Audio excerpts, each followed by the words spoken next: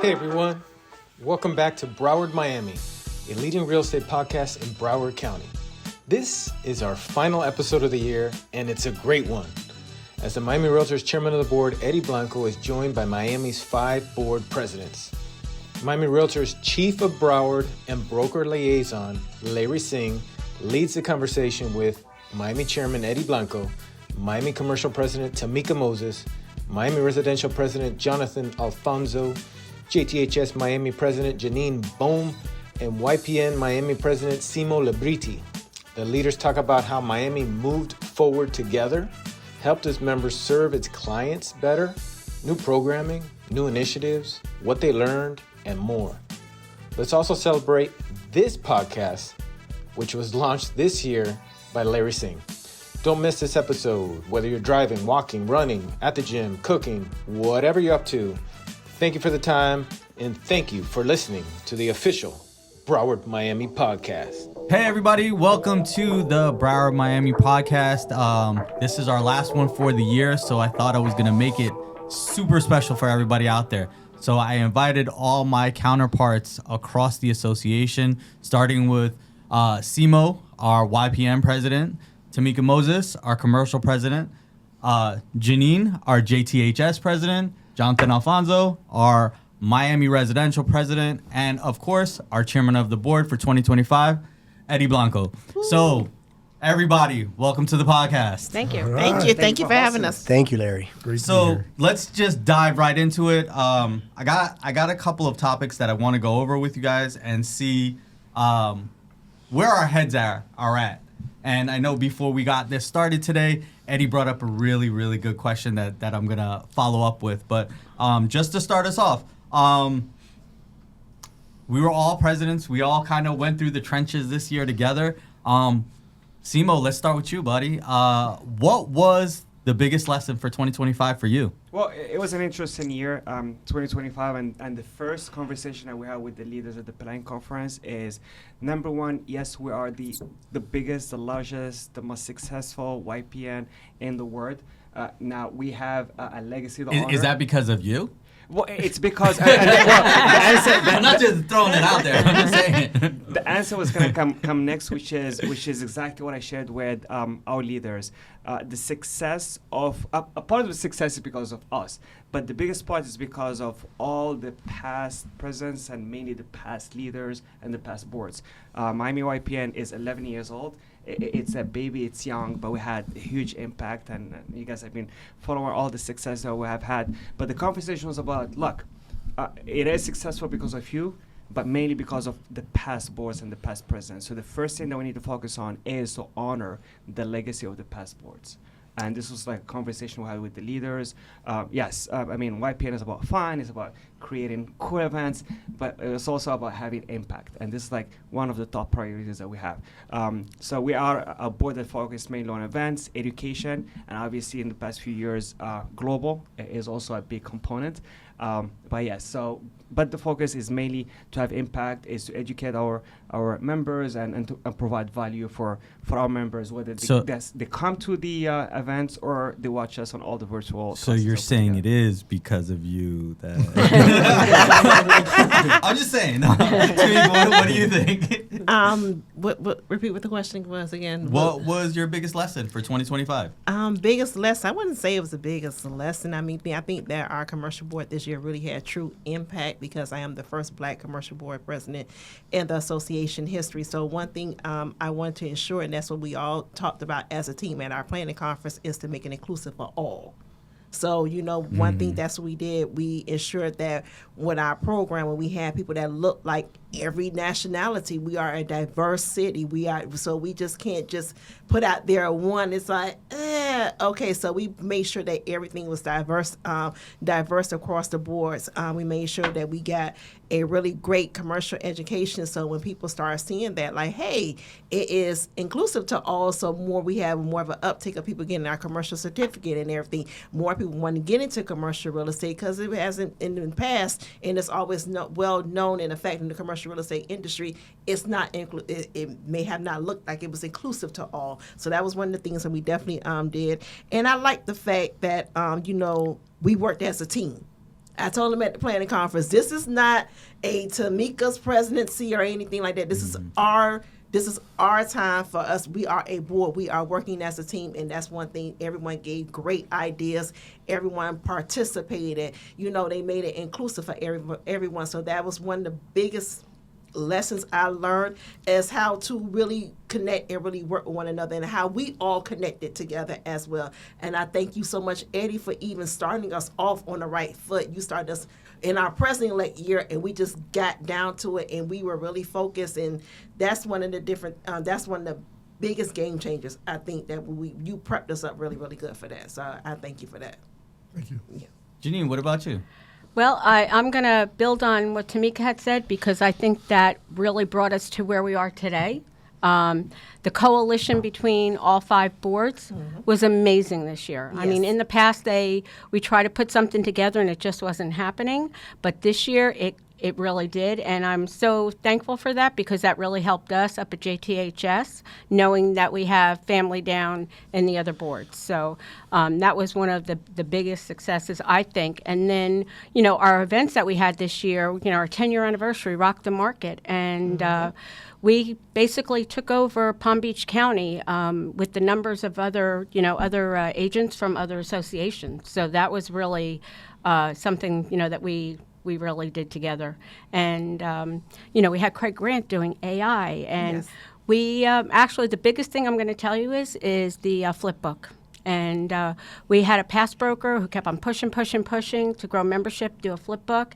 And I pushed with Teresa, and we got it. And I think that not only is going to help the brokers when they're talking to their agents that they're recruiting, but it's gone on to a couple different levels. So now the flip book is going to be used for international. They're going to use the flip book for professionals. So the fact that it started in little old quiet JTHS and it expanded to where it is, I think it's totally amazing. And even up there too, the members they're really grateful for the camaraderie and the coalition and coming together with each other, and wants and needs and things like that. And they all look forward to coming to our events. So that's great, because we grew exponentially. Yes, awesome. Yes, you did. John, round it out for us. I think biggest takeaway / lesson is just to listen to the members. I think I think a lot of people ask, the events that we did focus on our board, right? Because I think we provided support to Tamika's events, to Simo's events, to Ginenne with her events. And so we really just had a handful that we did. But for example, thinking about, we did a county spotlight in Spanish. And that was done because a certain subgroup of members wanted to see some programming in Spanish, and that sold out and did well. So, and like that, there was just several instances where I think, it's very apparent that if you listen to them, you can have successful events, because they're telling you it's not that difficult. They're telling us what they want, and I think that, for me, the biggest takeaway was just like, don't make it something complicated. It doesn't need to be about Jonathan's agenda. It doesn't need to be about, what we want. It's about listening to those very people. And, for me, it was a huge takeaway, because every time we followed what they wanted, like, you would hear them say, like, wow, like, thank you. And, I would say, like, I take away from it, I didn't really do what Jonathan wanted, but I look at it wasn't about what Jonathan wanted. It's, you look at what they wanted and, how happy they are. Even something as simple as doing city spotlights and having statistics on those cities, and watching somebody like Albert Vasquez, one of our members there, presenting those stats. And he was so excited to promote his city, right? I remember when we did that, we were talking about it, and he's like, well, like, but, should it be me? And I'm like, well, it can't be me. I'm not from this area. It needs to be somebody who's passionate about it. And he did a great job. So it's, that to me was my biggest takeaway, is just watching how successful it can be when you, kind of put them in first position, as it should be, right? Yes. Yeah. Before I get to you, Eddie, I'm going to jump in. Sure. Right? And then I'm going to round it out with you. So my biggest takeaway of this year is actually 2 things, right? Is understanding that preparation really does lead to success. And that goes, I tip my hat to you, because you helped us prepare for what was coming into this year. And that leadership, the second thing is that leadership is not always about leading. It's about knowing when to follow sometimes and when to lead, right? And when to take suggestions. The biggest, I think, positive for me this year was all of you guys. That is the biggest blessing to me, is all of you guys that helped with really understanding what comes next. It was bouncing ideas off Jonathan. It was talking to Simo about what they're doing in global. It was working together with Tamika to have another event. It was doing all those things. It was showing up for Ginenne when she asked us, right? It was all of those things, but the preparation that we had coming into it, remember, it was almost just over a year ago that Eddie had us in Orlando and we had lunch planning out how we were going to tackle this year. Yep. So I think that for me was the biggest takeaway. Now I'm going to throw it over to you, Eddie. I would say that I agree with you on the whole relationship with all of us. That's been fun, and I've learned a lot from this whole interaction. I'll say the biggest takeaway has to be the resilience of the members. Yes. Let me tell you, we've we've had a year, right? And also I would say that also the division has to be bigger than the challenges ahead. And we had settlement implications, and the rollout of that. We had the changes to the MLS rules rolled out, and a lot of other things that members don't even know that were in the forefront that we had to manage and tackle, right, to make sure that the members can continue to do business. The way we handled this condo situation that's going on with the condos and managing all that, and we're pushing forward, expanding in global and commercial, and the membership, bringing the flip book in, helping to spread the word of the good things that we're doing. All those things. It's a year to remember. Yes. We accomplished a lot. But even through all these challenges, our members keep showing up and keep selling real estate, and keep coming into trainings, and that to me, that's what most surprises me about it all. Yes. Coming into this year, I remember having that conversation with, I think you guys were there when we were having this conversation. We kept saying to each other, do you want to be a peacetime president or a wartime president, right? And I want to tell you, this year was definitely not all peacetime. It wasn't peacetime. Right? We definitely had some obstacles to jump over. And I think that Jonathan set the bar pretty high right out the gate with his condo summit. Oh, right? yeah, he definitely And then did. we were like, oh, man, Jonathan just did this. What am I going to do now?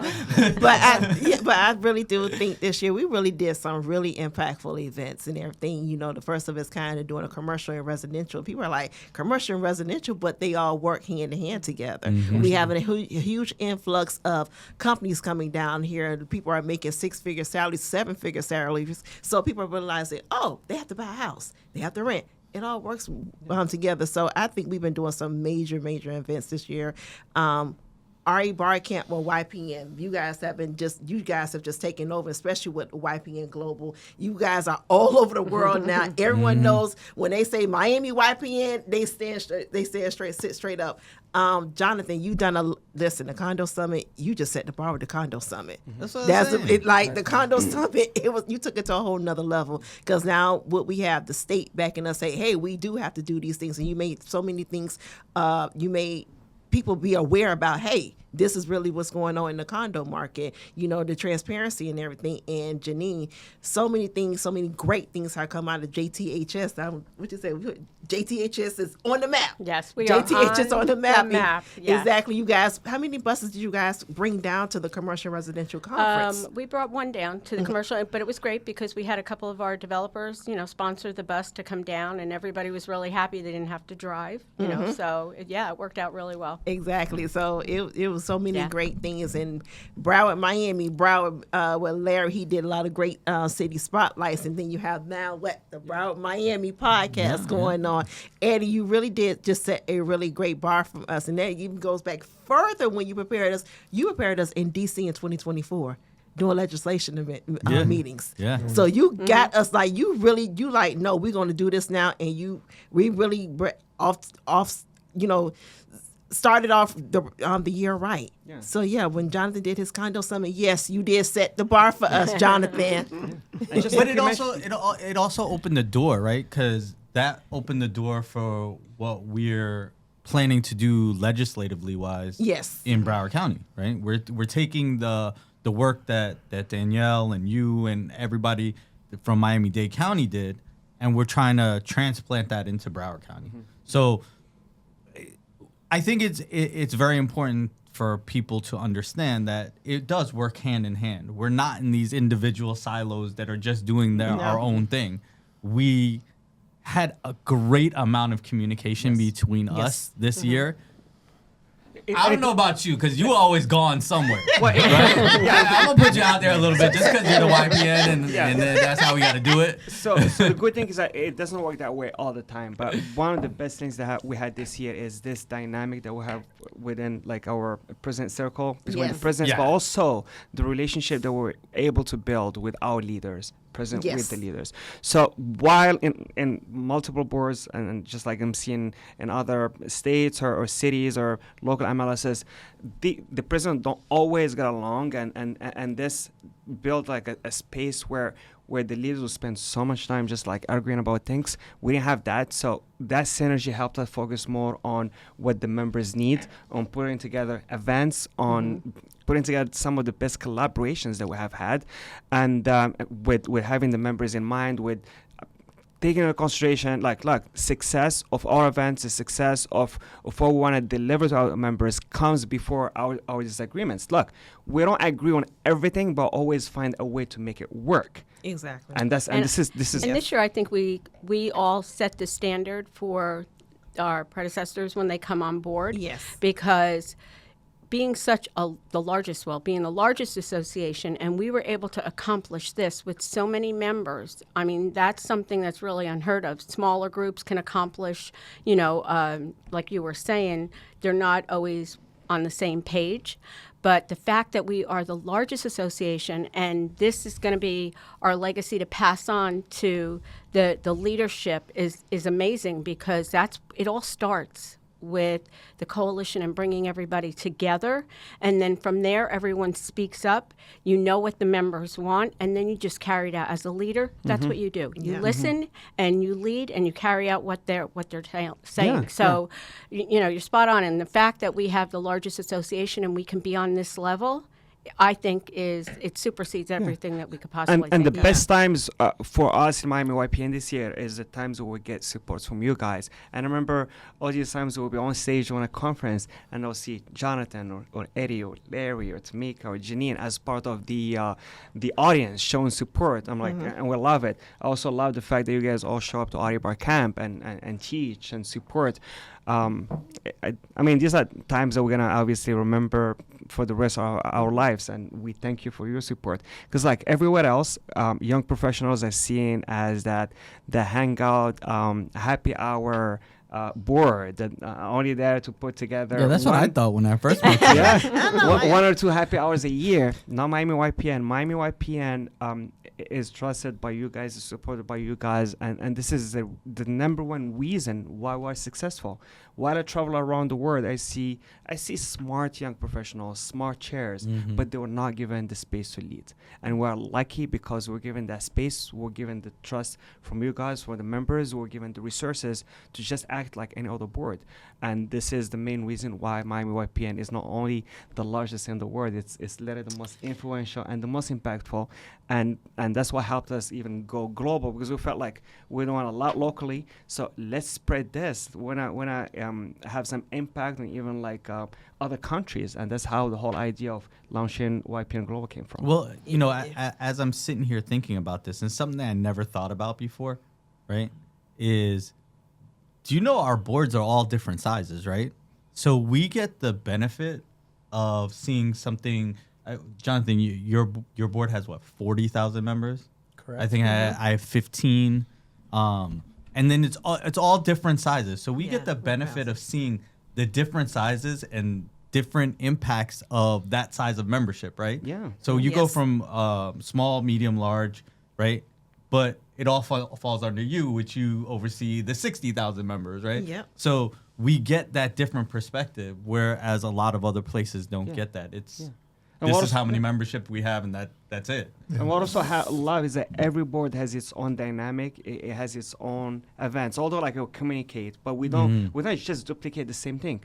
Right. So we have a lot in common, but we are very different also, and that shows in the events that we put together. Like we don't just duplicate. We create, and we have and we put together some of the best, obviously events. Well, I think what was super important to all of us this year is that we all showed up for each other. Yes. Yeah. And I remember we had one event that was it mine and yours that overlapped, or mine and Jonathan, or that overlapped. overlapped. It was your City of Pembroke Pines spotlight and my SBA luncheon. Yeah, and Tamika was like, "Oh no, we're definitely not doing this again," because it was important to all of us to support each other. Yeah. Ginenne, you had the RU bar camp up Yes. there. We all went up. Yeah, yeah.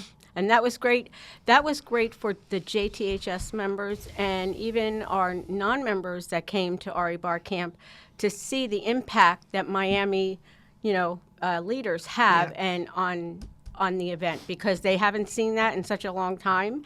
And I was really amazed. Everybody said, wow, I can't believe this. And they came all the way from Doral, and they came all the way from Coral Gables, and I said, yeah, that's the leadership, but that's who we are. So, we have each other's back, and, we don't want to miss out on anything either, I'll have to say, because, you want to know what's going on with Miami. Yeah. So- Exactly. Well, the only thing I asked Jonathan is if you're going to do something at the Biltmore again, just don't do it at 9 in the morning. Exactly. Traffic. But And, it's that's just insane. It was 11. It was 11. It was 11. Felt like 9. Well, you have to leave home at 7 o'clock. exactly. To get there, to park and everything. So yeah. But we were all there.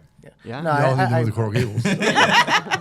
No, I appreciate it. And that one was, it was fun to go out on that note with that event. But I think going back to the condo summit and everybody bringing it up, I think the importance of the condo summit is really more, I think it was the first time now that we're in this new building that we were able to actually showcase what could happen here, right? With Yes. a well thought out event, getting people in here. And I think since that was the first time we actually filled that room, there was a lot of power players. They got to see, that's, I think, what's important, because going back to what I said, the condo summit wasn't my priority, right, as a president. I was more on that building members track and all that, but then the condo issue kept creeping up, and it just became like, hey, if you're going to do a mastermind, it has to be the condos. Yeah. But I think, when I think back on that event, I think it just showcased the power of what we could do now with our resources, because we have the ability to easily put on an event of that size, where for anyone else, or even for us 2 years ago, we had to find the venue. You had to find a bunch of money. You had to put it at a higher price point. I think these are the logistical things that people think that because we're big, we don't have to deal with, but you still have to put together an event and make it economically feasible and putting it at an accessible price point for our members. And now that's something that we have. We've cleared a very big hurdle by not having to clear event spaces. Well, I just want you guys to pay attention to something. Shohei Ohtani over there was like, it was just something I threw together. It wasn't really, No, I have said it. By the way, I just want to get this hitting a one. home run out the gate. I have said it before. That event, all of the credit goes to Danielle Blake. She put in a lot of heavy lifting, putting together.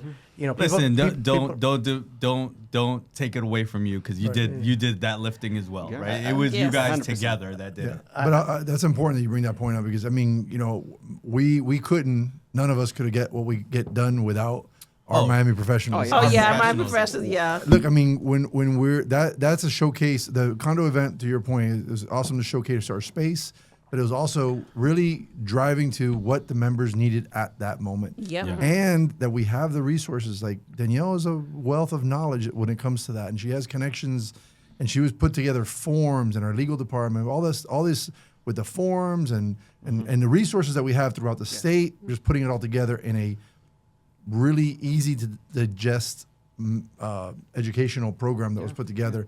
And then our PAC showed when we bring, senators and legislators from, the state that are passing these laws here to our headquarters. It just shows, the power of Miami Realtors and giving the members what they want, where they're struggling. What I also loved about the condo summit, in addition to the timing and the resources, is the message that it delivers to our members, which is you are not alone. Right. Because in this business, we sometimes feel like we're in an island, right? Because you wake up in the morning, you go to your office, and then you have your clients, you have your challenges, and one of them was actually condos, and to a certain extent you feel alone. So that condo summit is about bringing all our members together. We invited lawmakers, like you mentioned, that support our vision and our mission, and the conversation about this is our problem. Let's find solutions. These are resources. These are the future plans that we have. So that was a moment where we were there for our members, and we're like, look, you're not alone. We're here to support you. We feel you. We heard you. And here are the lawmakers. Here are the resources that will support you succeed while all the odds were against you, right? With all the changes that we're seeing, all the challenges that we see now from like associations and the way condos are being managed. So that was like a great time to show up for our members and be there for them. Yeah, and there's a part of like the responding to challenges, and there's also of forecasting forward into new possibilities and new opportunities. And when you went the medical, what was it called? Commercial real estate and the medical in the medical space, right? Medical space, yes. What's going on, and that's one thing that we did do this year. We did events based on what's going on today in today's market, so it could touch everybody. So that's what I really liked about our events this year. I liked Tamika when she was on that stage. She was like, "Okay, how did they get a hold of you if they have something to sell?" She was like, "We're gonna generate some business out of this. We not playing around." And listen, if anybody's watching this, I think the important thing is find anybody that's on this podcast and tell us, what you're thinking or what you're seeing. Yes. I think what's interesting about Simo's point is, and this is really one thing that peeves me about social media is I think too much of social media, and it's across every industry, but is people making it seem like they're put together, they have it figured out. And I thoroughly appreciate when somebody is real and just says what problems they're actually facing, because that's what we need to know so we can confront it. Fortunately with the condo thing, it was just coming from so many different angles that we really couldn't avoid that, right? Like it was just so obvious. But I think even putting together the event, it was kind of like, do we not? Like, because at the time I think a lot of people were doing it, and I think Danielle really got together and said, all right, like, where are the gaps in information and what about these panels? And I think between her, Letty, helping her plan it all, Anna Maria, I think a lot of members, don't realize that, we have a state senator who is one of our employees who, just has that know-how. She knows the lay of the land, and she knows who the players are, and we can, make an ask, right? For people to appear. That's how we got certain individuals to appear there. So I think just, understanding that if you're watching this, like, please tell us what you're seeing. Like, it may not happen tomorrow as you're seeing. There's 6 people sitting here. There's like 150 events. A lot of times your event may already be happening, but tell us what you're seeing, because at the very least, speak up. I think the biggest problem is, I feel like the bomb erupts and people are like, I knew that was going to happen. It's like, well, you never said anything, and you never told us what you're really thinking or seeing in the market. Quiet spectator. Yes. Yeah. Just being a quiet spectator and, the Monday morning quarterback. Yeah, we see a lot of that with the people, frustrated with the things, realtors, frustrated with having an NAR, and they talk of NAR as if NAR is something other than them. We are all members of NAR. And I would say the same thing's true about Miami Realtors. I'm sure, you can't ask all 60,000 members and get everybody to be on the same page about any one idea. But the truth of the matter is, if you're a member and you're not coming here and speaking your voice and having your voice heard, or as Jonathan said, pointing out concerns that you see in the marketplace or opportunities for us to grow together, then you're just a silent spectator, not a participant in the process. So all members are a participant in the process, and all members should be here speaking up. You can contribute in a lot of ways. That can attending, speaking positively about the association, speaking up your ideas and concerns to the right people. Doesn't make any sense to go griping on social media about a problem. Go straight to the source and come to us, and let us get your, be your advocates. That's what we're here to do. Well, that's the passion that we have. And I think that people don't really understand that as leaders, we're a lot more accessible than people think we are. Yeah. We're here for our membership. Not me. Yes. Contact my assistant. I'll put Exactly. You can set up an appointment. I'm like I'm going to give you. I'm going to give you 6 an to email 12 address. weeks out. He's 6 to 12 weeks. No, I'm just no, but I want to add on to something Eddie said, because I think one of the things with we were the ones that had these positions when all the changes happened, and one thing that I will definitely say is I would beg members. Like, I'm the perfect example. I am not your I started out as an attorney. I'm not your homegrown realtor. I'm just a guy who did so many deals, got his license, and then I was just training agents, and then that's how I became a broker, and then that's how I run a team. I say that because getting into this position and learning all these moving parts, I learned a lot about what happens, but the entire time I had an open mind to learning about it. What frustrates me is people, now that I have this position, will reach out to me and tell me, something along the lines of, none of it works, we need to disassociate. I'm like, what have you done? What do you understand? What do you know? There's so many layers of it. Like, for example, people are like, well, my money's going nowhere. That one. All right, cool. You realize $200 goes to Miami, approximately 200 goes to Florida, 200 goes to NAR. And those people do a lot with that money. I pay $1,000 as an attorney. I don't get anything. I literally get nothing. You know what I'm saying? Like, I get maybe some little magazine, and I pay $1,000. And I think about that sometimes. Trade association. And it's one. Yeah, plus the access to the multiple listing service, which is a major tool. I mean, many of us pay hundreds of dollars for softwares that we use monthly. But I want to take out MLS. Let's even take out MLS. Yeah. I feel like that's just the huge. association. But even if you look at classes, opportunities for events, opportunities at a low cost, you don't have any of that. So I want to make it a point to say, let's stop saying that, because if I'm being very upfront, it's like when people, every election cycle, they say, oh, if so-and-so gets elected, I'm moving out or I'm leaving the country. And it's like, they never do, right? So let's not blow it all up. Let's try to work with what we have, because let's realize the easiest one that I told everyone when somebody would call me and say, we need to get away. And I said, yeah. So what contract are you going to use the next time you go under contract? Oh, I have the as-is. Then we give you the as-is. Florida Realtors has a committee of people that meet numerous times a year. I've sat on that committee. Larry, I believe you're on the committee. One of you, somebody else may be on here. And that is probably 1/100% of the amount of stuff that they do for you. So I would just beg you, before you make a conclusion, understand what goes into all of this. It's and Tamika and I, we have this conversation all the time, right? It goes back to the same thing.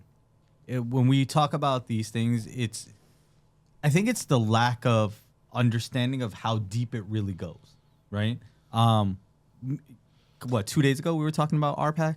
Oh yeah, RPAC. Right? Yeah. So that's a separate podcast. That's all another podcast. Just to kind of sum it up for you, we were talking about how important it was, and you don't really understand how important it is because you live in Florida, right? So our RPAC committee went to the Florida State Legislature, got us deemed to be essential workers, right? Then you go to someplace like the NAR convention that we went to, okay? And you hear people from across the country tell you that they were not deemed essential workers. They can work. So guess what happened to them for almost a year? Yeah. No, A lot of them They're lost their jobless, business Yeah. and had to start from ground zero all over again. Yeah. And coming in, I was like, I just kind of thought, everybody had that. Yeah. No. And going back to what Jonathan said, so you mentioned the contracts and the addendums, and it's not only that. So So Florida Realtors provides the contracts, but also the support. There's like a hotline where you can Right. call Yeah, legal and hotline. ask any questions about that contract. Imagine how much it was going to cost you to pick up that phone and call an attorney to ask a question about the contract. Yeah, no, Exactly. it goes That deep. alone can be like a few $100s. Yeah, that- and the that's double what I'm saying. and the double back on even on the cost. Where most people don't even look at, they just look at the bottom number. They don't even look at the breakdown of how much money goes to where, who, what, whatever. I'm just paying all this money, but look what you're paying for, and look what the value that you're getting. Yeah, you get what you put You into Spend it. more on Netflix. You're spending more on Netflix. So- And what's hard is that like because we're leaders, Mm-hmm. and I'm on a roll here, so I'm just gonna go. Go. Go. Because Go we're for it. leaders, I know we sound like puppets for this organization, but the reality is most of us have taken on this role, and it's affected our business negatively, which people don't talk about it, right? Like you spend so much time on this that like I saw my business go down like 40%. It's a lot And of it was like sacrifice. middle of It's this a year. sacrifice. It's for sure. sacrifice. It's a sacrifice. But you know what? The truth is that I started in this business when I was in my early 20s. I had no idea what the association was. I just knew I had to become a Yeah. member, pay my dues, and that was how I got access to the MLS. I had no idea the value that was brought. I went to some trainings. I really didn't understand how the intricacy of that. But as I got more seasoned in the business and did more and more business and got more into the trainings and seeing just all the big picture of what the association did. I'll tell you when the association caught my attention. I started in 1998. It wasn't until 2009 Oh. that the association really caught my attention. You know what it was? It was the downturn in the market. Yeah. And Yeah. I saw how Miami Realtors was pushing out media, countering the negative media. There was positive media, and they took a spin on it. And the Miami market started really quickly catching back up and doing well again. Yeah. And that caught my attention. And then that's what got me excited about being part of it. I was like, wait, I want to. Now, I was successful because of people that have been doing this for 100 years before me.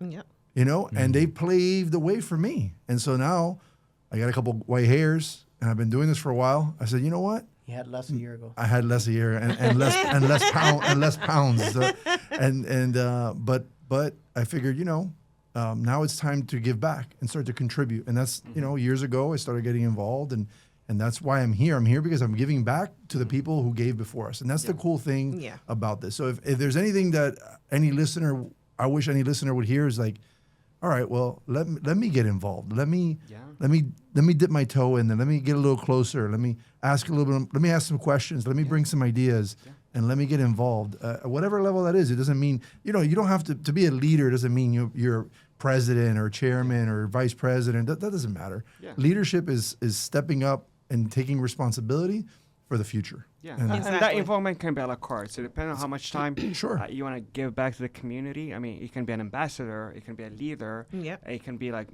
have different ways to get involved in leadership. It can be like a state director with the Florida Realtors. Yeah. So find the way you want to get involved and just do it. Now, once you commit, please show up. Don't just like Exactly. Follow through with it. don't Because just do that- it for the exactly. sake All of of us have dealt with that this year. yeah. I think every single one of us has dealt with that this year. Yeah.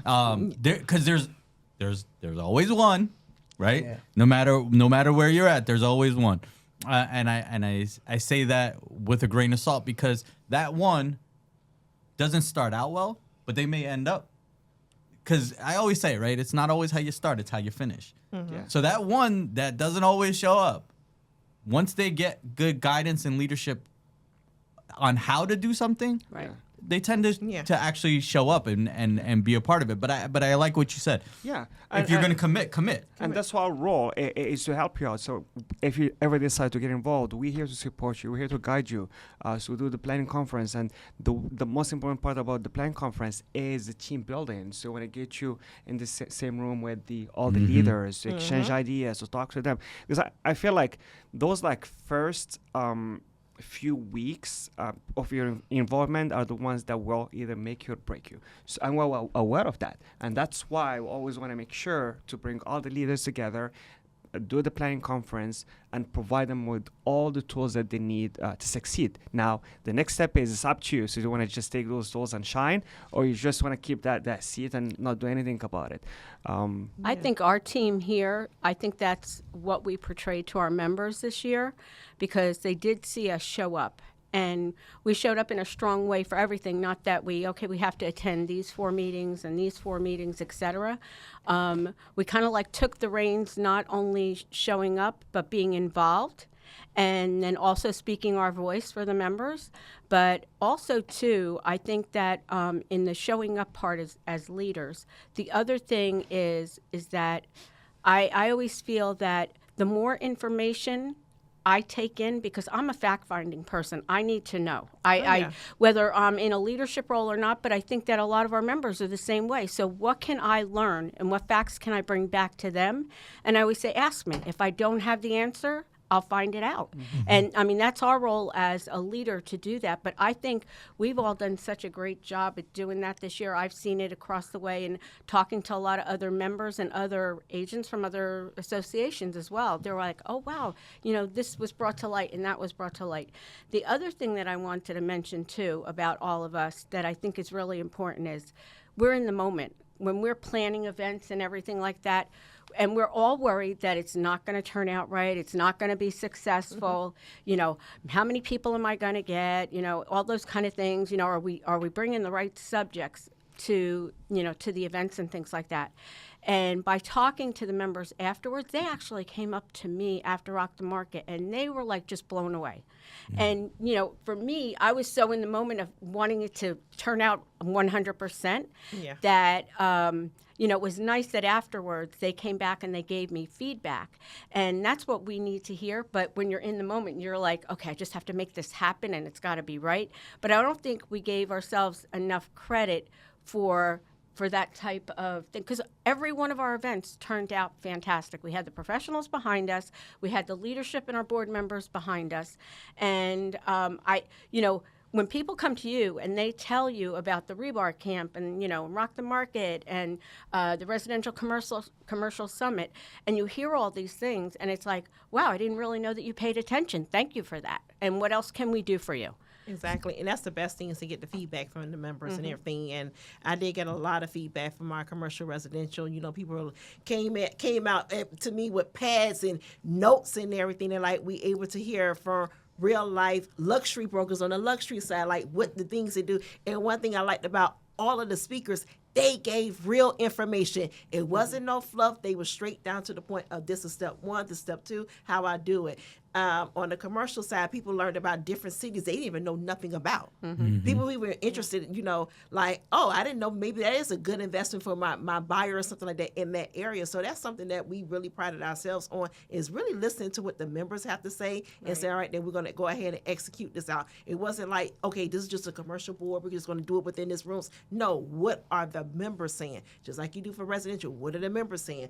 YPM, what are the members saying? Broward-Miami, what are the members saying? So we can deliver those, have those deliverables from them. And I think we definitely did an excellent job of doing that. Yeah. We really did. I think the standout for that was the MLS changes. Yes. There was a lot of conversation about MLS changes, and I remember it was at the corporate board meeting, and Jonathan's like, "Have we asked the members?" And we really hadn't asked the members in the way that we really should have asked the members, and we did. And at that time, we turned it around. We did one-on-one interviews. We did survey. I think we had unprecedented results in those surveys in terms of the number of people who responded back. We had broker summit. We brought in brokers and members and said, here's what we're thinking. What do you think? And we tested a lot before we implemented. And the feedback we got was resounding, let's not change a whole lot. Let's try to keep as much as we can the way it has been for many years, with some exceptions. But we were able to get most of it move forward the way the members, at least the resounding greater audience of the members. Had we not listened to the members, we may have ended up making changes that would have caused, some grief for our members and for us. Yeah, for the sake of changes. But I think going back to the members, if any members are watching this, right, the ones that are watching, when you go on that, MiamiRealtors.com or MiamiRE.com, that scrolling page of the events, like, pause for a second before you click down to the gateway and look at those events, because that's the opportunity to, before we get into leadership or what they can do, let's talk about the basic step of taking advantage of what you already have, and the events are there, and so many people. I see it because I think one of the beautiful things about being in leadership is, you know, the events that are happening. I know the amazing things that Tamika is putting together for commercial, that you're doing for YPN, that you're doing up at JTHS Broward, all of that. What I'm saying is, I know the events, and I'm like, hey, you need to, oh, what are you talking about? Whatever, like, you know, and I send them a link, and I'm like, it was right here. They're like, Exactly. they're like, oh, they're not. And it always surprises me how many people don't actually know that these events are going on when it's on there, and you have to actually look past it to go to your gateway. I think the problem is a mindset thing. I think I've actually had a lot of realtor members say, well, why do I want to go hang out with a bunch of other realtors? Like, they're my competitors.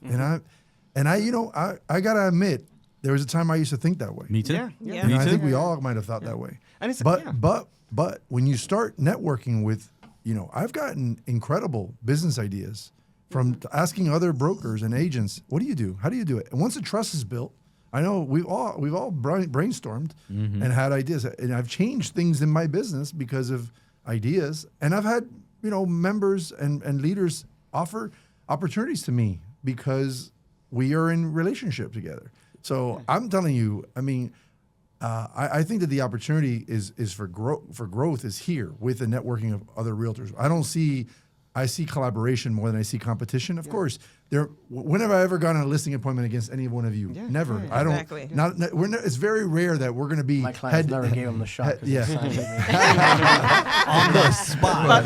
Well, Otani, I keep telling No, you. but I think what Eddie is saying is, and I've heard this in other coaching things, and it's so true. You hear it years ago. It's like collaboration happens at the top and competition happens on the bottom. Yes. You know? Yes. I think too many that's a people. very succinct way of saying it. Yeah. Yeah, it is. I think too many people get caught up in you know. I remember years ago, a client of mine had an idea, and we've all seen some variation of this, and it was like, I'm like, oh, why are you telling him? You know, I was advising a client. He's like, listen, nobody's gonna do it. Anyway, And- you can and- give your advice away for free. Most people won't do it anyway. Yeah. And I think sometimes we go hard on ourselves, be like, oh, we need to engage more with the members. And we're always intentional about engaging with the members. But also, we as the members also engage with the association. And like you mentioned, it's a mindset thing.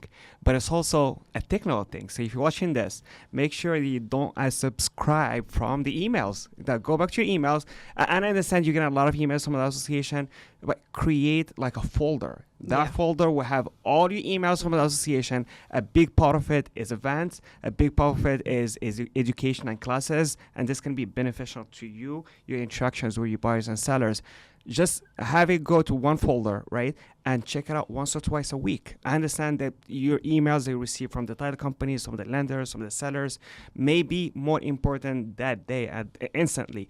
But then checking out those emails that you received from Miami Association of Realtors as important, right? So have them there and go and check them out at least once or twice a week. Well, Simo, since you're the YPM president talking to the Gen Xers about email, I'm going to be the Gen Xer talking to people about social media, because Miami Realtors has like at least six different. Yeah. The Miami Realtors Yeah. has a social media channel for each one of the boards. Yeah. Which is six. Which is six, right? Plus, we also have education. Education page, and we also have The main page. yeah, I think we have a global. So there's a lot of social media channels that we Yes. have. We have an So advocacy one, too. Advocacy one too. Advocacy, So yep. follow the channels that interest you, Yeah. because there we're putting out our education, our social events, and things like that. That's another way to engage with us. And what's interesting Yes. about that is that we have like 60,000 members. How many follow us on social media, right? And this is the most interesting part, is that most of our followers are from other associations that follow us for tips. They follow us for everything, the content that Our we own create. members aren't taking And they're like advantage of it. That is so and our members are not But taking that's- advantage but of our that's so- posts. That That's is a so normal true. thing, though. Yeah. Wow. That's a normal thing, though. Like you take it for see, granted. you take it for granted because it's at your fingertips. Like I told you, I took for granted, and I'm telling you this honestly, I took for granted that we were deemed essential workers because I was like, I thought everybody was. Like, Yeah. you know? Exactly. You know, I'll tell you, talk about like some of the advocacy things we did. I know that's another podcast channel, but I remember it was actually Jonathan had heard that City of Miami was going to pass a reoccupancy inspection requirement. Yep. Listen, we already have enough cities with that, and our advocacy team jumped on that. And the next day we had a phone call. Next day we had a Zoom meeting, and we were able, through our advocacy channels and the support of our staff and others, we were able to basically squash that, and that no longer is going to be, that's not going to pass, and that didn't pass, and we don't have to do that. So it's a lot, there's a lot that is visible to the members, but there's a lot that we do that isn't visible to the members. It's not only what we do, it's what we stop from happening that makes a difference. So those two advocacy examples are big. Well, the one thing I did learn this year is it's a constant flow of things happening. It's not just the two things that you saw, like it's not just getting updated on the legal stuff and that's it, and then you're done for 6 months. No, it's a daily thing that we were going through this year. Like this year was not easy. It challenged a lot, right? On a lot of different levels. Yeah. Because Eddie and I had the bright idea of saying, you know what? Let's take on this condo thing in Broward. Let's work with all the other association and take on this condo thing and see what happens, right? Because we didn't have enough to deal with. But you know, it's you bring in something up that there's stuff that we took on from our predecessors and built on, but there's also stuff that we've built on that we're going to have to see through, hand off, and we won't be the presidents anymore, but we'll make sure that our initiatives and the needs of the members is still moving forward with our new leaders. And well, I'm definitely going to be making sure that's a whole other topic. We got to cover that. We'll get there. So let me ask you guys this: what would you do it all again? 100%. 100%, 1,000%. I'd do it again. Yeah, I would do it again. I would do it. That again. would be the opportunity that we Not didn't have next year, this year. Because now you've learned, and and then you take that learning and you move forward with it. So and as much as because when you get involved in leadership, it takes a lot of time from your family, from your businesses, from your personal time to travel and have fun and do things. Because they see us travel, but trust me, we don't have a lot of fun when we travel. Did you notice how Simo always goes back to travel and have fun? It's not. Listen, but then he travels and they call him Grandpa. Oh my God! I just came back from Houston. Everybody's like, "How was your vacation?" I'm like, "It was not. It's back-to-back meetings." You were in Brazil. Yeah, it was one day. Oh, I'm in Morocco. I'm here. Wait, what are you doing? But I will tell you this, that I really was skeptical, honestly, about our international travel. Why are we doing international travel? What does it matter that we're doing international travel? And when you look at our global reports and you see what we're doing in Miami, it's hard. It's like, what came first, the chicken or the egg, right? Yes. And I know that this association has been traveling to other countries, putting up booths, promoting what Miami has to offer, and we're not the only one doing it. No, but we are doing it in a way that I really believe, because I've seen it firsthand, and I've seen other associations trying, and I've seen how we do it, and you can see the difference. We give it the Miami vibe is a different. And that says in the numbers. And so Florida by itself is 20%. So the state of Florida attracts 20% of international buyers. Right. Now, and the second part is even more exciting. Half of those buyers are buying in South Florida. That's right. Half of the buyers purchasing and investing in Florida are investing in South Florida. So, and this is the impact. Yes, and we give a lot of credit to the weather, to the policies, to the government, for sure. But it's the Miami Association of Realtors that goes there and promotes and attracts. And, so by traveling, you connect with these referral partners, with these investors, and you attract them to come and invest here. And we have success story of doing this for years. And it's not limited to South Florida and Miami, because 2 years ago, I was at FIOPSI and I talked to a couple that owned a couple of big real estate brokerages in Ukraine, and they had to move out at the time. And they said to me, well, you have children and grandchildren, and if we move here, where do you think we should be in Miami? And I'm like, with children going to school, and I'm not really familiar with Miami because I'm in Broward and all the way up to St. Lucie County. And I said, and they said, well, we have friends that we met that are from Wellington. I'm like, Wellington is not Miami.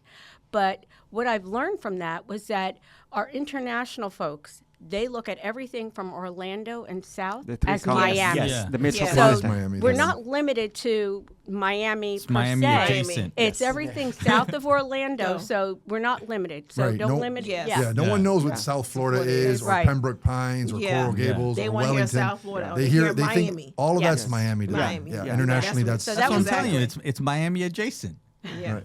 That's Yeah. that's what same it thing. is. Same thing. You think New Yeah. York, you don't think all the suburbs of New Right. York, Exactly, or yeah. California, LA. Yeah. You think LA. Yeah. You don't think Yeah. of everything else that California Yeah. is. So if we go back to that, like if we think that what attracts buyers and investors to Miami is the weather, it's not the weather because like Tampa has the same weather, Orlando has the same weather, Melbourne, but there is something about Miami that is very unique, which is the involvement of our association and all the global program that we have put together for the past decades that keep attracting investors and buyers. Well, I think the association that we're all a part of just feeds into the melting pot that is Miami. Yes. You know, Tamika said something earlier. You know, it was very important for her to have her board reflect what Miami really is, and we are a melting pot. Look around this table, Yeah. Right. right? And there's no two cards that match, right? Yeah. There's tall, short, dark, light. I mean, it covers the whole spectrum, and I think that's what makes everything great. yeah. Is that it covers the whole spectrum, Yes. Yes. right? And we embrace each other's differences and different points of views and different perspectives.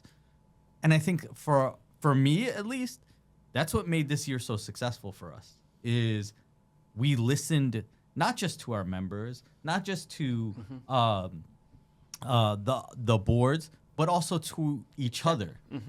And we bounced ideas off of each other. And if I had a good idea, John, great idea. If it was bad, he'd be like, Exactly. You're like, look, We don't just listen. We show up and support. Right. Yeah, And yeah, that's yeah, as yeah. important. And to a certain extent, like supporting can be just like to a certain extent. This is what Eddie does, and a lot of times, which is he would just like support your vision, right? And he'll be there for you, right?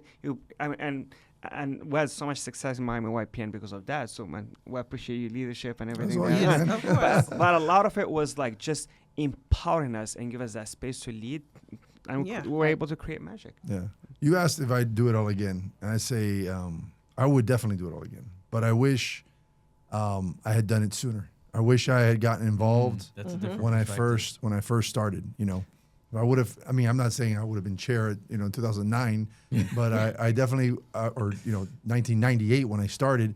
But I wish I would have gotten involved in leadership earlier and involved, more engaged with the Yeah. association. Not even a leadership role, but in showing up and being part of and communicating. No, don't you think that you did it not sooner, but in the right time? No, no because probably if you question. did sooner, Yeah, I don't I think you probably. Obviously, we know you've been involved for years, but you're not gonna have probably the same influence that you're having now with all the experience that you have. All the So No, it was the right time for everything you. happens in its right timing. I'm just saying that, if I could have chosen to do it differently, I would have said I'd like to get involved earlier. Yeah, And I'm yeah. encouraging anybody out there who is a member Yeah. to, come by, Yeah. come to a couple of events, take a couple more trainings, Yeah. go to some of the social hours, get to know some of the leaders, just pick a leader that you can confide in and share your thoughts through them. You don't have to, someone asked me if I was going to run for council in Miami Lakes. I'm like, well, why would I run for council and have my name out, and be accountable to the public directly? Yeah. I'd rather know a councilman and share my ideas and understand their perspective and Yeah. maybe even know all of them. Yeah. And I can influence the change I want to see happen in my community without having the title. Yeah. Does that make sense? So Yeah. I would say Yeah. the same things to our members. You can be a member who understands who the leaders are, who share your ideas with those leaders and get your ideas, filtered into and become part of the ecosystem of what Miami Realtors is without having to spend the amount of That's right, yeah, hours yeah. and time that we've all committed to it. There's other ways to lead, is what I'm saying. Yeah. And obviously, as chairman trustee next year, this is one of the things that you'll be working on, and this is some of the power that you have, which is having some influence on a lot of municipalities and a lot of political voices. Sure. I mean, in a way, and obviously the goal is always support home ownership. That's it. But this is like a great way of having that influence on cities and commissioners and mayors. Yeah, for sure. Yeah. I mean, what I was just going to add to what Eddie said is I think I think what you're getting at is I think too many of our members or too many people overthink it. You know, it's just like, go check out a class, go come by, go try, go ask a leader what it's like. Like, just take an initial step and don't start with like, well, I'm not gonna, go by the association because I don't want to be chairman. Like, you step back, right? like go to a meeting and see if you like these people. Day number 2, I'm gonna be chairman next week. Exactly. Some people do start to ask questions, and you're like, listen, maybe It's a process. Maybe take a class. Run it by ChatGPT First, come in the building. Okay, come to the front desk. Okay. Yes, it's a process and not an Exactly, it's a event. process. So But yeah, I mean, and that's what I'm getting at. Like, just come to an event, ask what it's like. We have a great ambassador program, Yep. right? Yeah. You can, which gives you the ability to know the stuff that That's we're how doing. I started. So That's he was an ambassador. I started as an ambassador because, to be honest with you, I didn't know anything about this stuff. Right? I came from, and a lot of you already know, I came from corporate real estate. I didn't come from retail real estate. So when I got into retail real estate, I was like, I met Lori McQuestion, and she's the one who introduced me to everything. And What year was that? Oh man, that was 2017, 18? 18, 19, right 19, around that 19. time. And I will tell you this: the more I got involved, the more I wanted to be involved, the more I felt like I was a part of it, and the more good I felt like I was doing for our industry. Because for me, and it sounds so cliche, I hate saying it, but real estate was the thing that I was supposed to do until I found what I was supposed to do, right? And it ended up being a career. And I know it sounds cliche or whatever, but that's how it was. That's how I ended up here. And then I liked it so much, I stayed. It's great. No, but I think more than anything is, for example, right? What's one thing when anybody gets approached by I feel like there's 2 things that people consistently tell me based on this position. Number 1, what do you get out of it, right?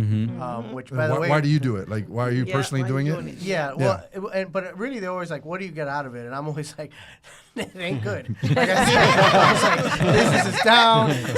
Like, little by little, like you start to do an analysis of your time over the week, and you're like, "Wait, how much time did I spend?" Like, and you do that, but you break it down. but It's tough. But you realize that at the end of the day, now I go to the second thing, which is like real estate touches so many different parts of our daily life. And at the end of the day, I truly do believe this.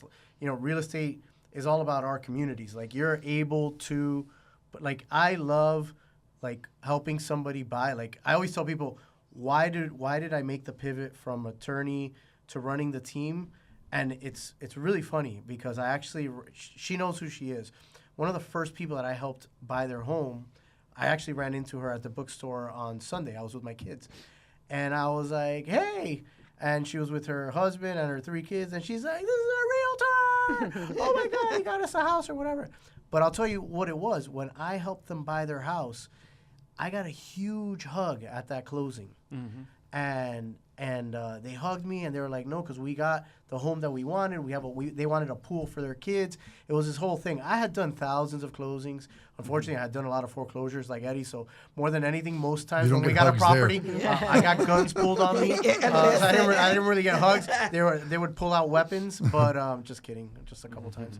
But my point is, it was that time that I did it as an agent. I got a huge hug, and look at this. It's been probably like 9 years. Ran into them. I was with my kids. My kids were saying hi to them, and we were hugging. And, part of the community, we ran into each other at the bookstore. Like, at the end of the day, being in leadership, to Eddie's point, right? Like, how many clients do I have with reoccupancy? I remember I was with a client, and we were talking about something, and they were sitting in Miami, and I was like, you owe me.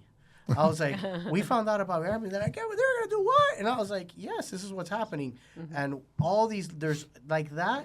There's 100, 200 examples that happen probably a year where we are making sure that our communities, right, our clients keep having their property rights, that we're putting families into their houses. So, like, everybody wants to talk about the commissions and all that, which is great. Yes, we do make money. Guess what? We're not all, like, working for some nonprofit here. We do have private businesses that we run, but at the end of the day, we help our local communities, we put families in, and we make sure that it keeps running. And to me, it's important that people like us lead, that we empower others, and we allow that next generation to come through and keep, kind of levitating others, so we can keep that going, because it can slowly erode, It definitely can, whatever. Even on the commercial side, getting rid of all of this, the business rent tax. Me and my clients have called me and said, "Oh my God, my payment went down a little." Like, it saved money where they could put that money to reinvest in something else for their business, or even hire a part-time worker. So we really do help build communities, putting people in houses, helping small businesses open up. So that's leadership. Is just like, we have to lead. It's a little bit of a sacrifice, but it's really for a long term. And it's not goal. a little bit; it's 6%. So it's just like for a small business, a lot of Yes, money. it is. 6% of their annual of their annual rent. It's yeah. like that can go to now. It becomes like profit. You can use it It's to a- like recruit or make the business bigger. So And she's like, when she called me, she said, "I can hire a part-time worker now. I don't have to be here. I could do this or whatever." It was so many different things that, my business owners are calling me saying, "This is what I can do with this extra money." And it's like, this is something that we advocate for. We, and leadership roles. So when people ask me, what do you, like you say, what do you get out of it? Well, you remember that little business rent tax? You remember Hometown Heroes and all these other things? We as leaders, we help through our RPAC and everything, get rid of this stuff. Like you just said, the occupancy thing. You owe me. Now listen, you didn't I know think about on a this. personal note too, for us leaders, we took on this position, and yes, we can say that all the hours that we put into it, but at the end of the day, at the end of our term, the one thing that we can say is, what did it benefit us? What did we get out of it? I can tell you that the knowledge that we bring to our customers for our business. So we're making money. Sure, we do. And you know what? In any business that you're in, you got to put the time in. It's not, just going to fall into your lap. We all know that. We all, have our own business. But at the same token, you have to give up something to get something. And I feel that what I am able to provide my customers, it comes back tenfold. And you know what happens? I said, ask me. Don't be afraid to ask me. So I see a lot of them calling me and saying, "Hey, what's going on with this? I heard that." And it's great to know that even if I don't have the answers, I know where to get the answers. I know. That's a great thing. To get, they're like, "Oh, don't worry about it. Give me 5 minutes. Let me go quick phone call," and you get the answer. Show me your network, and I'll show you your net worth. Show your network. Yep. I'll tell you what. I when I got into leadership, it wasn't for the reason I'm about to talk about, and I did it because it kind of just happened, But as I've been involved in leadership, it created a connection in my mind, and that is that my grandfather lost all his property in Cuba and came here, and he really never could let go of the pain of that. And I heard those stories, and we live in America, where it was really founded on the idea, in part, life, liberty, and property was the way it was originally written. The idea that you could have your own piece of ground. Yeah, the that American dream. This is mine. Yeah. And the ability to own property is a right. It's not a privilege. No. And I've kind of found this passion, which is to protect that, and that's what drives me. Has it done good for my business? Not really. Quite frankly, not this year, that's for sure. But overall, I believe it does, because it adds to what I can contribute to my consumers in different ways, like you were saying, Ginenne, and things. But that's certainly not worth the time and effort I put into it. But what is worth the time and effort I put into it was doing my part, my responsibility, and protecting the American dream. Yes. And showing people the value of that, having them buy, because when you buy into a community, you're not just buying that house. You're buying into the whole community. Yeah. Now you care. Now you care where my property taxes are going. Now you start showing up to the commission meetings. Now you start asking questions. Now you start involving yourself in your kid's school. You're much more committed because you're stuck there now.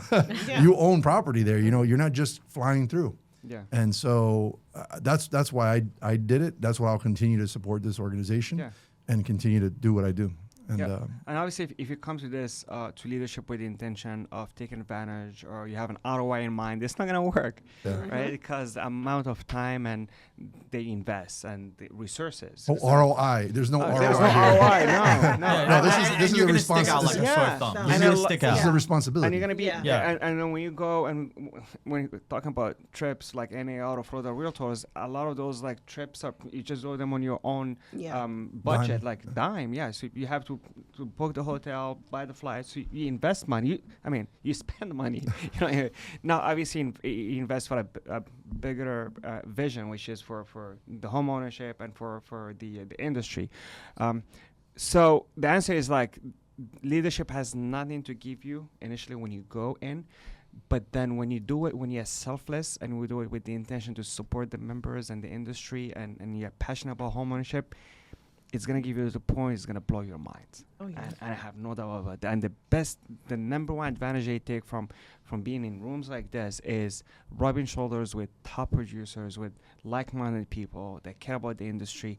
I don't think there's like a question they cannot have the answer for in this room. Whether obviously I'm not going to ask you for legal advice, but you can guide me towards, Exactly. You know. might. I have. Let's have this one-on-one No, but conversation right quick.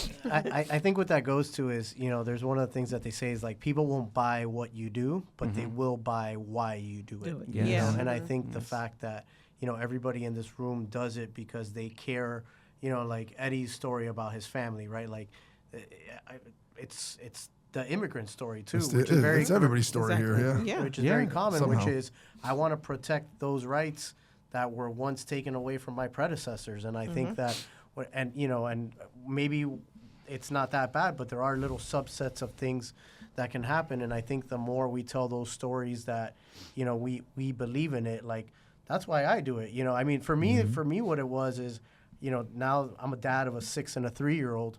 One of the things that I read that impacted me early on, they're like, remember, as you become a dad and you kind of get embroiled in like, listen, it's not life like when you were younger, right? You're a lot more family time. But I read this thing once that it was like, don't forget to do some epic, so you can like your kids can look up and be like, Dad's a hero. And as a 5'7" kind of chubby Cuban guy, I can't go like do crazy athletic stuff. But my brain can do some crazy things. So if I can go out and lead and like do my job well and affect, policy in my industry, I'm going to do that, right? Yeah. And that's kind of the way I look at it. You ever seen the movie Achilles? No. There's this movie Achilles with Brad Pitt, and throughout the movie there's times in it he goes, "This is why nobody will remember your name," because they were talking about you're gonna fight that guy. He's so big. I've never seen a guy that big. He goes, "That's why nobody will remember your name." And he goes and he kills the guy, right? And what do? They create this story, this narrative about him. And that's kind of what you're talking about, right? It's being not just the leader, but being the person that helps instill that next generation. So your name matters. So your legacy matters. And I think for a lot of us coming into this, we didn't think about the legacy. We just thought about the work. I just thought about the work. I Yeah. just got The truth of the matter is that if I told you to name the 105 leaders, presidents that came before know. us, you wouldn't be able to No. name their No. names. The names aren't what matters. Yeah, your kids will remember you, but no one else will. But it doesn't matter. At the end of the day, you can't take away that the work that you did and the impact that had, and that's what it's worth. You may not get the title, you may not get the accolade. I was having that conversation with actually one of your board members who felt like, what did I do? Like, I didn't do anything. Like, I didn't. Yeah, you didn't. Because he didn't have like some title event or some some great breakthrough, something that his name was titled next to. This was accomplished by this person. No, okay. But he was part of the process. He was at those board meetings. Yeah. He put his words in there, and all of that matters. Those are all the building blocks to building. Building a whole. Every little grain of sand makes up the beach. You know what I mean? Yeah. And then it's funny, right? Because I think we've all had a moment this year that was like that. Yeah. Jonathan's been on stage and he was like, "Oh, I want to thank Larry," and I'm like, "I didn't even do anything. I don't know what you're thanking me for." But you didn't. No, I'm kidding. I did it. He was just doing it out of the kindness of his heart. Right? But the same thing. Like I think all of us have kind of experienced that piece of it where. And that's what goes to show you it's about the work, right? Yeah. You don't even know why you're doing what you're doing half the time. You're just kind of going through and doing it because it needs to be done. Yeah, and the most interesting part is that they may not remember your name, but they're going to remember how you make them feel. Right. They're also going to remember the impact that you're going to have on them. Some of the best times of our lives as presidents is when someone comes from the audience and goes like, you inspire me. And, you go, and when they say that, you know that you are probably changing somebody's life, right? Yeah. Because that's the time where it triggers something in their mind or their brain where it's going to have some impact on their vision, the way they see things. And it's probably going to be that moment that's going to change their careers. So, and this is like probably the thing that sticks the most in our minds as leaders is how we make people feel and what impact we have in their lives. So I have a question for you now, Simo, and I think it'll go around the whole table, and maybe we can end with this note. What's next for you, right? Like now that we're here and you've reached the end of the road, let's wrap it up with, where do you see yourself from here and what's next for you in your leadership journey? Well, my commitment since the beginning is to serve, is to have impact, is to have impact on people's lives, right? So everything that we have done since I was elected, whether towards all the members or the leaders, the conversations were always about what kind of impact am I going to have on the leaders so they can have that impact on all the members. It was never about me as a president. It was about how I'm going to lead them and share my vision with them in a way that will have a better impact on the association and the members. And I'll just continue to doing that. I feel like I want to keep inspiring. I want to keep leading. And once you're a leader, you're a leader. I mean, there's no way to say, I was a leader last year and now I'm just going to take a break. So whether I do it on an association level, my team, my office, state or national level, I want to keep inspiring and leading and leading the way and guiding. The important part about this business is, like I mentioned in the beginning, there are a lot of times where we feel alone, right? We feel like we're in that separate island, right?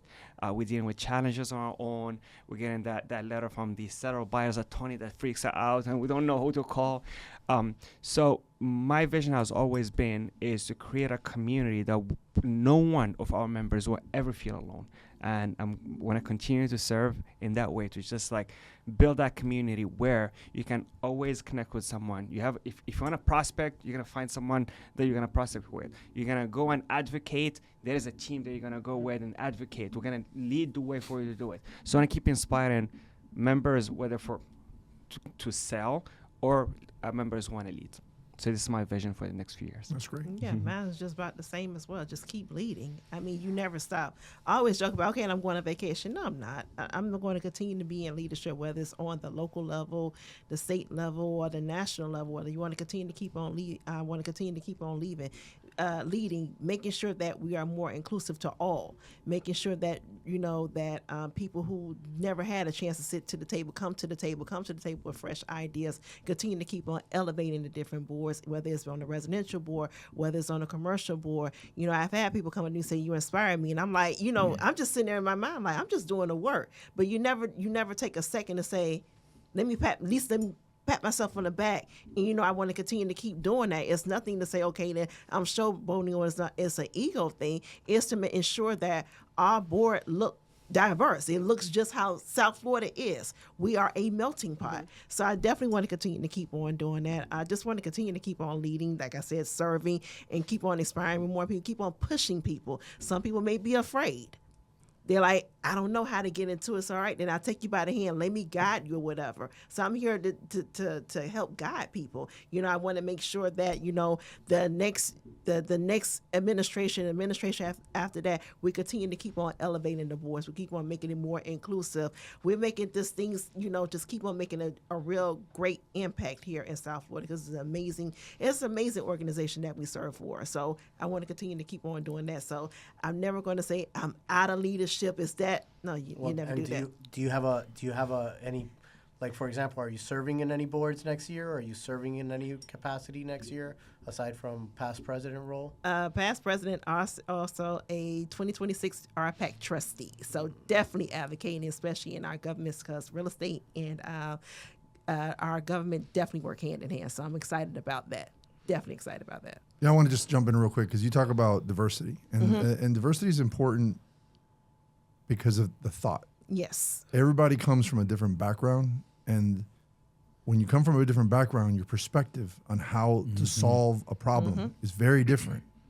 And so those different thoughts of how to handle a problem could, combined with other people's thoughts, together create a more powerful, inclusive solution Yes. that doesn't leave people behind. Yeah, So and that's what I important. love about it is like a lot of organizations talk about diversity, they don't practice it. In Miami, we don't even talk about it. We just practice. We just practice it. We don't We talk just about do it. We Like just we're do it. diverse by nature. Like and inclusive. Yeah. Look around the table. Yeah. yeah. Well, and it's geographical too. You know, Yeah. like Geographic. you all educated me. I think to your point of diversity, and obviously it's a different kind of diversity, but like the fact that we have boards that make up our different membership, like hearing your issues in Broward, or I said it to you numerous times. I was like, this to me is foreign. I had no idea because I live, where I mean, in my opinion, I think I live in the middle of it all. But and then I hear Ginenne's problems in JTHS, and I would be like, whoa. I was like, I don't know about that. what you don't know. I was like, you know what? Maybe I won't drive up. Just kidding. But just hearing her perspective, and you get that. So I think it's very important. I didn't want to break the theme. I want you want to go next on what's next? I'll go Liam? next. Go ahead. So for me, it's a little different. As you guys all know, I took this very seriously, and I took it so seriously that I ended up shutting down the brokerage, and now I am the Breaking chief news. of Broward and the broker liaison for Miami Association.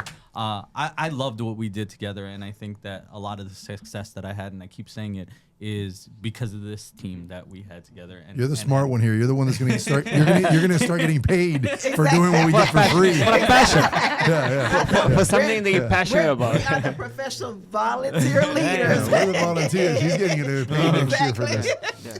But I thought it was so important, the work that we did, that I wanted to take a different path in my life, and so I decided to go down this route, and we'll see. Hopefully we can continue moving everything forward and continue to push the needle in the direction that it needs to go, to make sure that we're always accomplishing what needs to be done to really fulfill life, liberty, the pursuit of property, or that's my new one. I'm gonna steal that one because it does, and I have young kids. I know Jonathan has young kids, and I know you have kids, Eddie. That we want to see them own stuff in the future. Oh, yeah. We want to see that they accomplish that American dream and have that, because a lot of us around this table know our parents or grandparents or great-grandparents that never had that opportunity. Right. And I want to give those that, and I want to see my kids have that opportunity. So hopefully I'll be able to continue to do the work, because now I am a Miami professional and no longer our Broward-Miami president. Congratulations on that. Congratulations. Well, for me, I'll be the 2026 chairman of the board for the PAC, Political Advocacy Committee, and Yes. Which is really exciting, because really that's where my heart is at in the political action. Because of the things I mentioned earlier. I mean, there's a lot of work to do. Next year we have a gubernatorial race. We have and the possibility of tax reform. The big ones, not to mention all the other things that we're still working on. So this is my invitation to all the people listening. If you are interested in understanding how government works, or you understand how it works and you want to see things change, then I invite you to be an investor in the PAC, and whether that's $15 and get involved and just hear what we're doing and just start listening to the emails and know what's happening, or you want to go and drop $10,000 and become a platinum investor like I did. Either way is welcome, and we encourage you to do it. So that's that. And then I'll also be a trustee at the state level, which is one of, I'll be representing our district, which is District 4 for the state. And that's a 3-year term, so I'll be doing that. Awesome. And so I look forward to doing that. Amazing. It's a 3-year term It's a on that one. For the state. state Yeah. 3-year term. Amazing. So yeah, I'll be joining Tamika and Eddie on the PAC as a trustee, and I think even before we even talk about, investment, I would just invite you all to even ask, and come by and what events you can go to and learn a lot. Because for me, just like the rest of you, the first time I heard about, all these opportunities to learn about how we're impacting our local communities and the initiatives and educating elected officials, there's so much going on there that most members are not aware of. So I'm excited to join you all on that journey as a trustee, which is something that I obviously believe in a lot. And then also at the state level, I will be vice chairing a public legislative think tank, which is kind of what Florida Realtors has, basically overseeing various subgroups that are on different topics. And we invite you, if you're anything you're seeing in your market, any issues that, tie into government, if your front door neighbor turns on his lawnmower at 8:00 in the morning, I'm not going to be able to change your HOA rules, to get you to not have gas powered lawnmowers in the morning. But, if you're seeing issues, as far as how municipalities are enforcing their ordinances or things that maybe could trickle up to a state issue, that's kind of what we deal with. And we make sure that we help Florida Realtors, has its own board of members that, oversee issues. So I'm very excited because advocacy to me, I think, is extremely important to making sure our communities continue to thrive. I didn't understand advocacy. I have to jump in and say this because you said educating our legislators. I didn't understand advocacy until I went to NAR and met with the legislators' aides. And I saw their age. And I'm like, this kid So the guys, right? is my son's age. Yep. Yeah. And this person, what I was educated on was that this person is the one who will stay up till 3:00 in the morning drafting the bill the text of law is for just crazy. the senator. So you see the senator on the floor who looks like, seasoned person who's been doing this for a long time. Yeah, this amazing. But the person writing up the legislation doesn't own a house. Does not. No. Doesn't understand lending, doesn't understand these things. Yeah. And so I was like, wait a second. So that's our job in getting in front of them and telling them, listen, I know you want to change the law to go this way, but that change is going to cause a different effect than what you think it's going to cause. And here are the problems with it. How about if we sit down, let's have a conversation, and let's take your idea, which is a good idea, but let's add a couple things, change a couple things to make it so that it has a good impact and no negative impacts that you don't foresee, but we can foresee because we do this every day. We understand the consumer, we understand the challenges. So thanks for reminding me about that. Yeah, no, the advocacy thing is and even if you want to take it a step further, it's just as simple as like we're talking about, like they're there, going back to the condo summit. I'll never forget the most impactful moment for me personally at the condo summit was when Orlando from FAMP was up on stage and he was talking about the fact that Florida has a geo-targeting order, basically, right? Because we have that 10% rule. The rest of the country with 10% down or more, they have different financing requirements than we do in Florida. In Florida, it's 25%. And there was an elected official sitting right next to me, and they were like, mind you, for those of you that know, this is an issue that's been going on for 10 plus years that some people have been screaming about. And I had an elected official turn to me and be like, is that true? And I was like, yes. And they were like, and a week later, that's what started some of the letters from representatives, which now has turned into Byron Donalds. So, I think to your point, we think they know it all, but they're also dealing with a large inflow of information. So advocacy is important. Yeah, they have to deal with issues from all sectors: insurance, real estate. They're trying to solve too many problems, and we have to be there to educate them on the real estate piece. Right. So I'm sorry we kind of side-tangent on that, but Well, when it comes to leadership, I think we were all in leadership before, but in a different aspect of leadership. I've been an RPAC major investor for 25 years, but never really got involved until it affected me with short sales and foreclosures. Things were coming out of DC and then going to Tallahassee, and I'm like, that's not the way it's happening. You need to know how it's happening.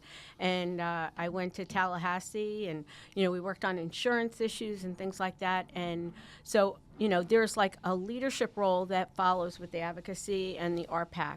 And like I'm saying, I was a major investor. And just kind of like going through the motions. And then I realized how important it was. And I was on the team with Daniel Blake and all of them when we first started working on the business rent tax. And it affected my family. And that was like you were saying, a pat on the back. I said to my son-in-law right here.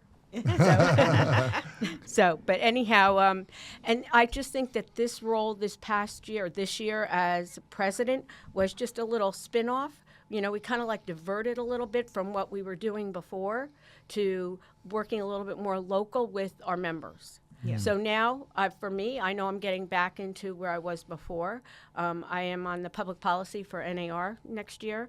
So, and to me, that's important just to be involved because so much more that you can bring back, and that's what it was way back when, So leadership being a president this year was just a little bit more bringing that to on the local level to our members, and now we're off back to where we were before to continue the leadership role. That's great. Yeah. And I love these conversations about RPAC. What a lot of people don't understand or don't know is that the National Association of Realtors is one of the most or the strongest and biggest lobbyists in the world, in the entire world, stronger than pharmaceutical companies, stronger than weapon manufacturers and financial institutions.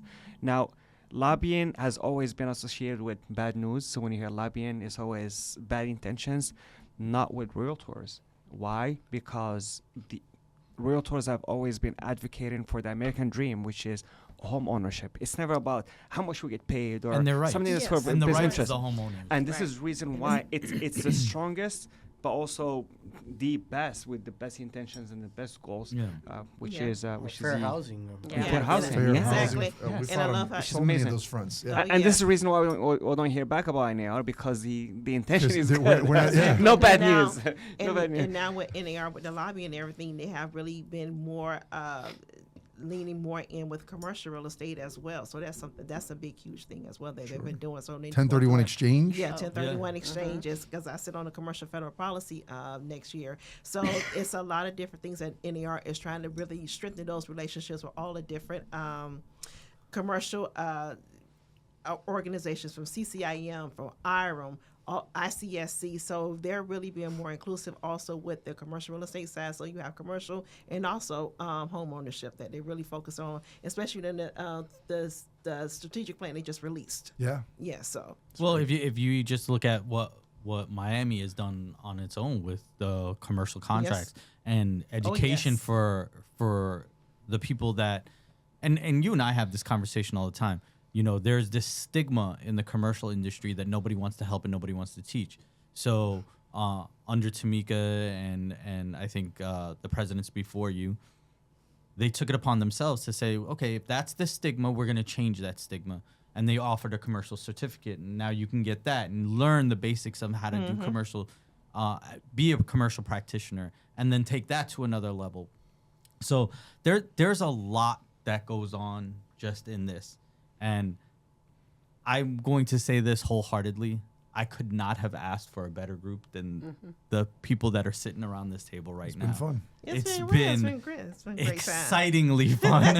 It's probably professionally one of the most exciting things that I've done. Probably to tell you that my professional career was pretty boring, but it was. but it was. Truth of the matter, this is probably one of the best things, and it's not just because of the work that we did, although that's a big part of it. But it's about this friendship that we've now created, this network that we have together. So, with that, we will end this podcast. Thank you, everybody. Thank you. Cheers. Thank you so much for tuning into the Miami Association of Realtors official podcast channel. Make sure to hit that subscribe button and please rate and review us. Until the next time.